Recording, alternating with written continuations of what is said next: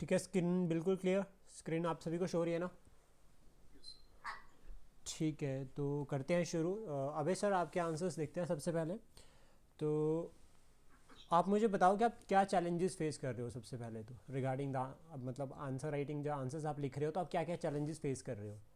सो मैं बेसिकली ना मैं पहली बार ही प्रिपेयर कर रहा हूँ, तो मेरे पास इतने नोट्स तो है नहीं अभी तक। तो मैं जो भी आंसर्स बना रहा हूँ वो मैं मैक्सिमम गूगल वगैरह करता हूँ, या फिर आपने जो भी नोट्स भेजे हैं उसको फिर उसके बाद बनाता हूँ मैं याद करके। ओके, मतलब आप लर्न करके जो है वो आंसर्स अभी लिख रहे हो। हाँ जी, बिल्कुल।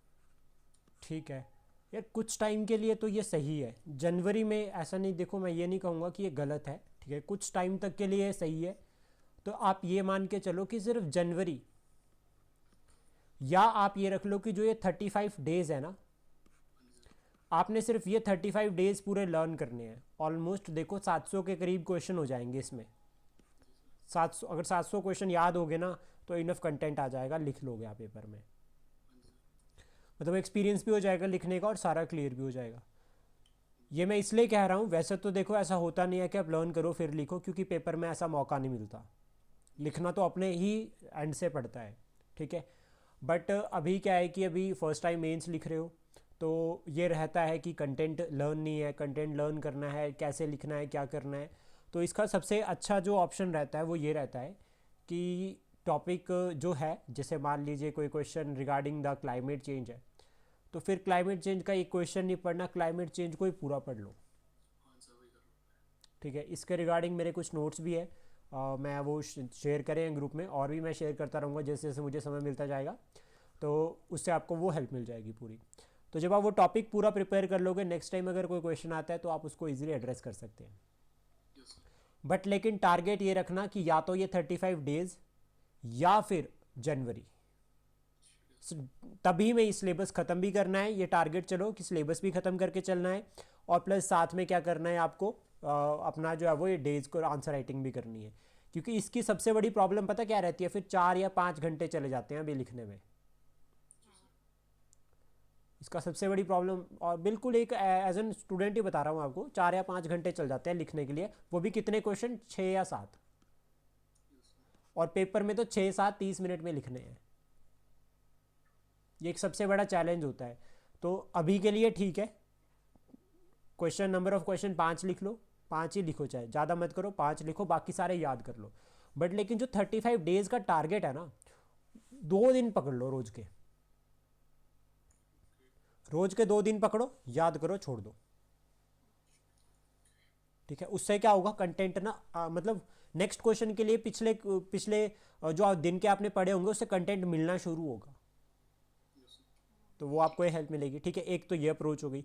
सेकंड, उसके बाद देखो क्या होता है, जीएस में हमने पढ़े होते हैं फैक्ट सारे, ठीक है, लेकिन अब उन फैक्ट को लिखना होता है मेंस में। तो अब लिखने के लिए अब हमारे पास प्रॉब्लम पता है क्या फंस जाती है, हमने पढ़ी है स्पेक्ट्रम मॉडर्न हिस्ट्री की, अब मॉडर्न हिस्ट्री की स्पेक्ट्रम से बनता नहीं है मेंस में लिखना। वहाँ पे तो सिग्निफिकेंस भी लिखना पड़ेगा। अब वहाँ पे नॉन कॉर्पोरेशन मूवमेंट नहीं आएगी कि नॉन कॉर्पोरेशन मूवमेंट क्या है, वहाँ पे आ जाएगा कि नॉन कॉर्पोरेशन मूवमेंट का सिग्निफिकेंस क्या रहा आने वाली मूवमेंट के लिए, या हिंदू मुस्लिम यूनिटी के लिए क्या सिग्निफिकेंस रहा। अब वहाँ लिखना पड़ेगा सोच के। तो इसके लिए आपको जो अपने सोर्सेज है उसको थोड़ा सा वाइड करना पड़ेगा, मतलब मल्टी डायमेंशनल अप्रोच लेकर चलनी पड़ेगी, सोचकर जो है वो लिखना है। बस जितना पढ़ोगे ध्यान में रखना, चाहे आप रोज का एक ही टॉपिक पढ़ते हो, कोशिश करो कि उसको अपने आंसर में ऐड करना सीखो। क्योंकि देखो आंसर तैयारी चाहे 100% ना हो, लेकिन कॉन्फिडेंस 100% होना चाहिए। जब कॉन्फिडेंस 100% है ना, तो वहाँ पे मान लीजिए आपको ऐसा क्वेश्चन आ गया कि जिसका सिर ही पैर कोई नहीं है, पता ही नहीं है कोई कहाँ पर है, फिर भी आप उसको लिख पाओगे तभी जब कॉन्फिडेंस लेवल पूरा है। घबराओगे नहीं तो फिर कुछ ना कुछ उसके रिगार्डिंग एक आधा डायग्राम बनाकर, क्योंकि जनरली क्या होता है सिर्फ उसमें नंबर लेने होते हैं बस, क्योंकि वो सबको वैसा ही आता है, सिलेबस किसी का कभी कवर नहीं होता। ठीक है, तो ये बिल्कुल बेसिक सा जो आपको ध्यान में रखना है। एक और पॉइंट आपको जो साथ में ध्यान में रखना है कि जब आप आंसर लिखने लगोगे ना, आप पढ़ पहले जितना मर्जी लो, जैसे आपको 6 क्वेश्चन आए, 6 क्वेश्चन आधे क्लाइमेट चेंज से रिलेटेड थे और आधे पॉलिटी से रिलेटेड थे। तो अब ये कोशिश करो कि वो देखना नहीं कहीं नहीं, फिर जब लिखने बैठे ना पहले पढ़ लो, पहले 4 या 5 5 घंटे लगा दो, 4 5 घंटे जितने लगते हैं पहले पढ़ लो। जब लिखने बैठोगे फिर वो टाइम कम हो जाएगा। जब लिखने लगोगे तब नहीं देखना, तब चाहे क्वेश्चन बीच में आधा छूट जाए तो छूट जाए, नहीं नहीं याद आया तो नहीं याद आया। एक ये स्ट्रेटजी को फॉलो करो साथ में, ठीक है। और कंटेंट एनरिचमेंट करनी होती है जब, तो उसके लिए ना आपको क्या करना पड़ेगा कि आपको जैसे कि मेंस पॉइंट ऑफ व्यू से कुछ टॉपिक पढ़ने पड़ेंगे। जैसे मेंस के करंट अफेयर है, जो मैंने 1 ईयर के करंट अफेयर शेयर किए हैं, 208 पेज है उसमें टोटल, और 208 पेजेस है। टारगेट कर लो दिन के 30 पेज। जैसे आज दिन के 30 पेज पढ़े, फिर कल दिन के 30 पेज जब पढ़ने ना नेक्स्ट, तो पहले 30 रिवाइज कर लेना एक बारी, फिर अगले 30 पढ़ने। इनको याद नहीं करना, इनको बस बार बार पढ़ना, चीज़ें अपने आप माइंड में आनी शुरू हो जाएगी। अच्छा, करंट अफेयर्स ना लास्ट हाँ, 1 ईयर का जो करंट अफेयर है, मेंस वाला, मेंस वाली पीडीएफ अलग है। में मंथ वाइज भेजिए आप? नहीं नहीं नहीं, ईयर एक साथ भेजिए मैम, पूरी एक पीडीएफ। फिर से भेज दोगे? हाँ मैं शेयर कर, हाँ। हाँ मैं फिर से शेयर कर दूंगा, ठीक है उसको। तो उसमें उससे आपको हेल्प मिलेगी। फिर क्या होगा कि जैसे 208 पेज है ना, बार बार पढ़ते गए तो क्या होगा कि हर टॉपिक आपको मिलता जाएगा, क्लैरिटी बनती जाएगी। तो एक तो ये स्ट्रैटेजी को फॉलो कर सकते हैं हम, क्योंकि अभी देखो ऐसा भी नहीं है कि टाइम नहीं है, ये टाइम भी है। अभी 40 से ऊपर दिन है, टाइम है अभी, अच्छा टाइम है। 40 तो दिन है, 40 तो रातें भी है ना, 80 दिन हो गए टोटल, 80 हो गए टोटल। तो दिन रात एक करने वाला हिसाब किताब है अभी, ताकि अपॉर्चुनिटी जो हाथ में आई है वो मिस ना हो। अब देखो आपके आंसर्स में ऑलमोस्ट, देखो मैं ये तो समझ गया था कि ये पढ़ के लिखे गए हैं, बट लेकिन ना अप्रोच सही चल रही है, क्योंकि एग्जाम्पल्स आप बढ़िया डाल रहे हो अच्छे। ऐसा नहीं कि एग्जाम्पल नहीं आ रहे हैं। जो कमियां है जो आपको माइंड में रखनी है, एक तो ध्यान में रखना कि अभी अभी तो सरकार ने कोई ऐसा चेंज नहीं किया कि 120 ही नंबर से लग रहा है कि 120 वर्ड में ही क्वेश्चन आएगा, एक 60 वर्ड 120 वर्ड में। बट लेकिन क्या करना है आपको, जो 120 वर्ड का क्वेश्चन होता है वो पूरी एक शीट में आएगा, आगे नहीं जाना बिल्कुल नहीं। सर बट एचएस में से 1.5 पेज का होता है, जैसे इस बार जो था 1.5 पेज का। एच और इसमें फ़र्क है ना, उसमें एच में 150 नंबर का था, 150 वर्ड का था, यहाँ 120 वर्ड का होगा। तो 120 में एक ही शीट मिलेगी। बट लेकिन वहाँ पे जो क्वेश्चन लिखा होता है ना ऊपर, वो छोटे से एरिया में लिखा होता है ऊपर, तो उससे दिक्कत नहीं आती। यहाँ तो क्वेश्चन की भी जा रही है ना लाइनें, तो एक ही पेज में लिखो इसको, ठीक है। जैसे जो इसका वो है उतने मार्जिन रहेंगे इस पेज पर। और इससे भी कम हो जाते हैं वैसे तो, बट इतना ठीक है। यूपीएससी वाले पैटर्न पे चलो तो इतना सही रहेगा, कोई इशू नहीं आएगा। आपके जो चैलेंजेस है ना वो कुछ और है, ठीक है। सबसे पहले तो देखो आपको स्पेस मैनेजमेंट पे काम करना पड़ेगा। स्पेस मैनेजमेंट पे कैसे, देखो अभी क्या है, आप लिखते छोटा हो तो इसलिए आप ज़्यादा वर्ड एक लाइन पे ऐड कर देते हो, बट लेकिन इन दोनों के बीच में स्पेस बहुत है। सर वैसे ना मैं बड़ा ही लिखता हूँ, बट हाथ करके नहीं लिख पा रहा हूँ, मतलब छोटा ही लिखना है, ऐसा ही लिखो, इतना ठीक है बस, ठीक है इतना इनफ है। और उसके बाद आपको क्या करना है, मतलब नॉर्मल इतना ठीक है। अंडरलाइन भी आप पॉइंट सही कर रहे हो, साथ के साथ में करनी है अंडरलाइन, वो भी सही है। इंट्रोडक्शन बहुत अच्छी थी, इंडिया का रैंक आपने इसमें इंक्लूड किया। देन देखो डायग्राम और छोटा बनाओ। Okay sir. ये डायग्राम आपका इतने से एरिया में कवर हो जाना चाहिए बस, श्योर सर। कोई स्पेशलिटी नहीं लेकर आनी हमें, हमें बस क्लियर बताना है कि हाँ ये डायग्राम है बस। बाकी एग्जाम्पल्स ठीक है, अच्छे ऐड किए आपने। थोड़ा ये स्पेस का भी ध्यान रखना पड़ेगा, जैसे ये स्पेस छूट रहा है ना यार, ये स्पेस नहीं छूटना चाहिए, क्योंकि ये स्पेस आपके पास वहाँ पे लिमिटेड होगा। यहाँ पे तो चल अपनी शीट है, कोई टेंशन नहीं है, लेकिन वहाँ पे अपनी नहीं होगी, तो इसको प्रॉपर मैनेज करके चलना पड़ेगा।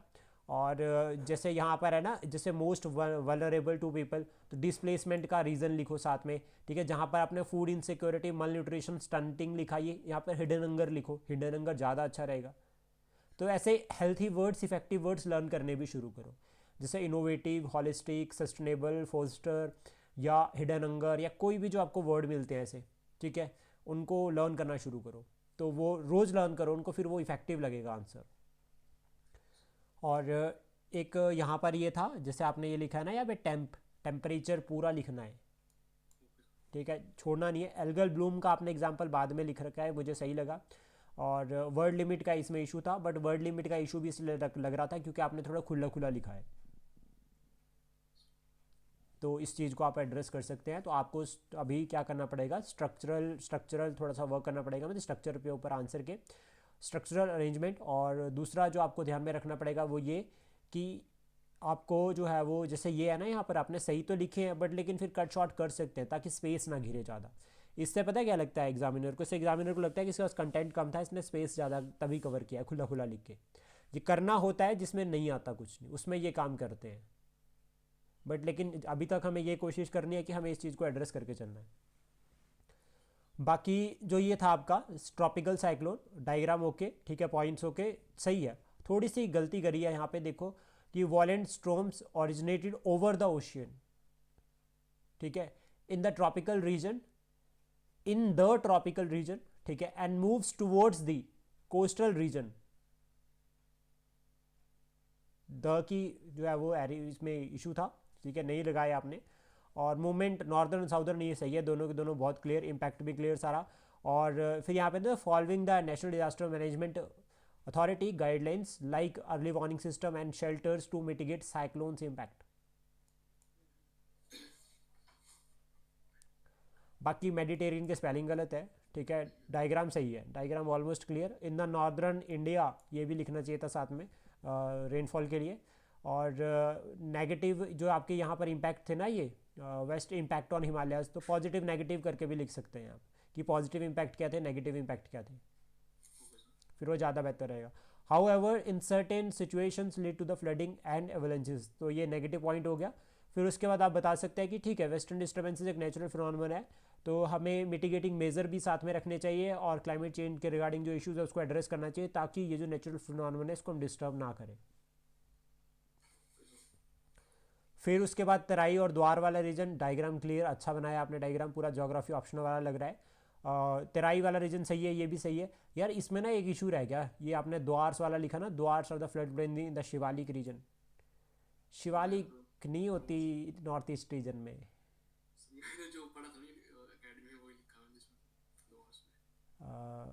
एक बार इसको काउंटर चेक कर लेना, देखो, क्योंकि मेरे अकॉर्डिंग शिवालिक जो है वो यहाँ सिक्किम के बाद एब्सेंट होती है। मारुति है। इसको एक बार कंफर्म कर लेना, ठीक है, ओके सर। एक बार चेक कर लेना इसको। और बाकी ठीक है, इसमें पॉइंट्स अच्छा लिखा है आपने, ये वाला आंसर तो अच्छा लिखा ही था, और मतलब ये वाला ये सही था। बाकी पॉइंट्स इसमें यही इशू था बस कि आपने द्वार वाला मुझे लगा गड़बड़ है, ये आप एक बार कंफर्म कर सकते हैं इसको।